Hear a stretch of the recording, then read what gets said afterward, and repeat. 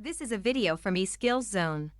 For more videos, notes, and certificates, please visit www.eskillszone.com. Hello and welcome. Hi viewers. Today in this video we will continue the problem identification definition. First, in the last video we have discussed that at this stage the problem being solved is observed carefully. Major areas of the concern are identified, irrelevant information is filtered out. By filtering out irrelevant information, we can concentrate on the actual problem, define and understand the problem area.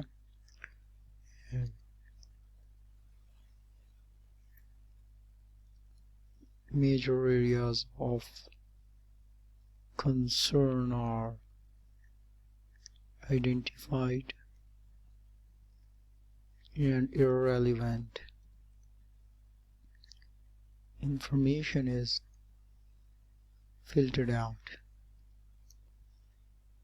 Suppose we want to develop a simple calculator. Our major concern is how basic arithmetic operations, addition, subtraction, multiplication, and division are performed, how result should be displayed,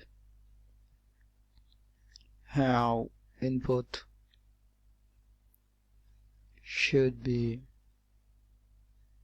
accepted, etc. We are not interested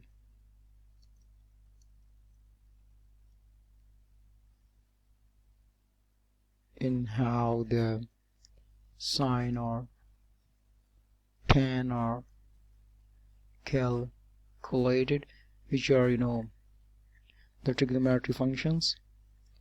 How is the quadratic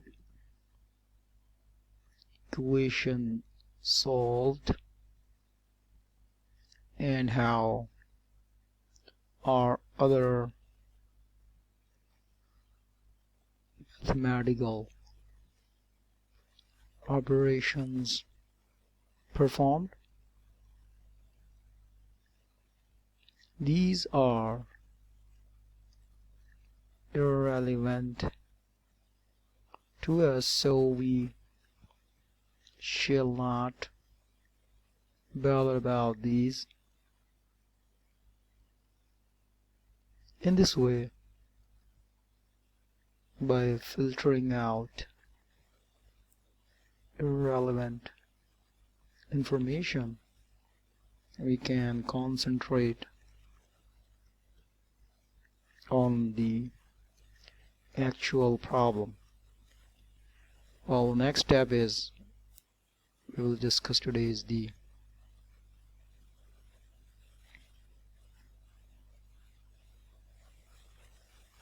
specify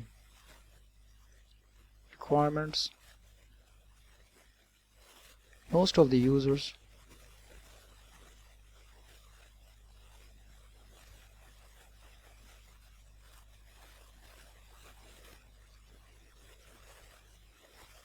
cannot explain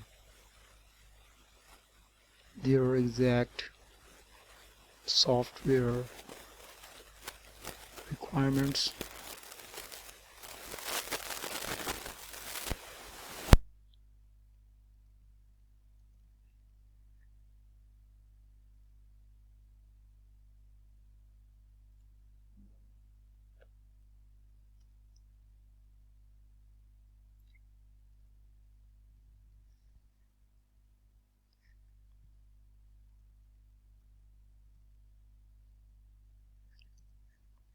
They are uncertain about what they want to do with the software, so they appear with a vague set of requirements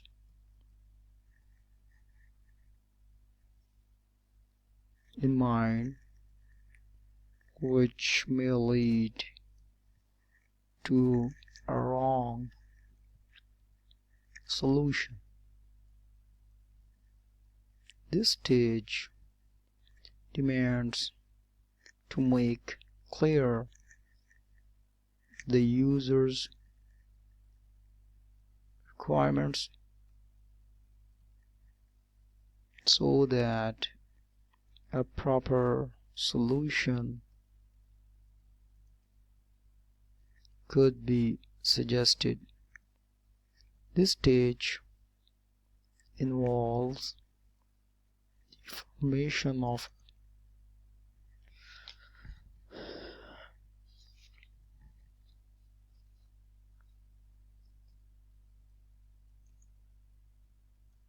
requirement document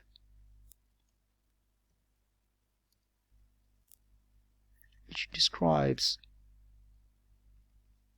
the features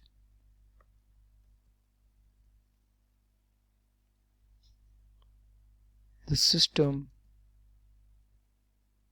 is expected to provide, the restrictions under which it must operate, and an abstract description of the software which provide a basis for design and implementation.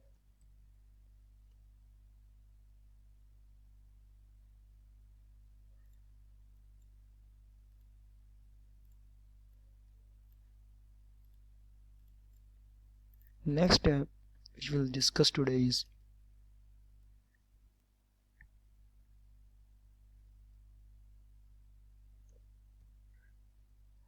analyze the problem.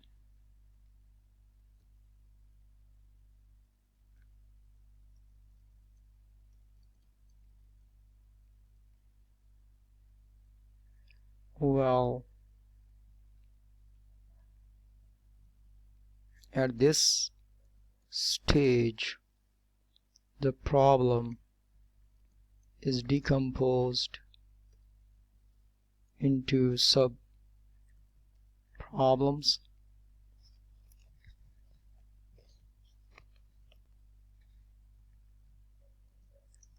rather on concentrating the bigger problem as a whole. We try to solve each subproblem separately. This leads to a simple solution.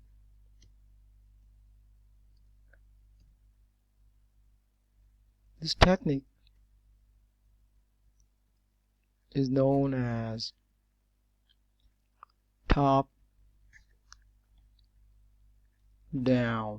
design.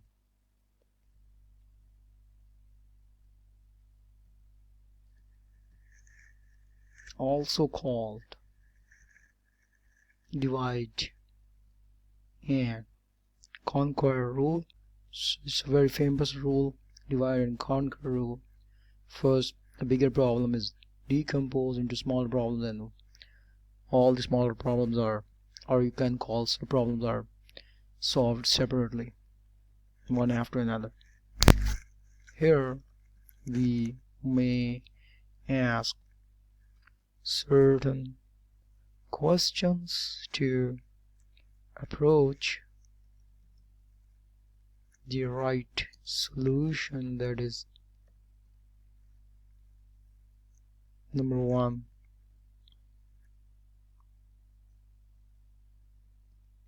how many solutions are there to the given problem? Number two, which one is the best solution? Number three, can the problem be solved on computer? Number four, what are input and output? Number five, how can the bigger problem be divided into sub problems?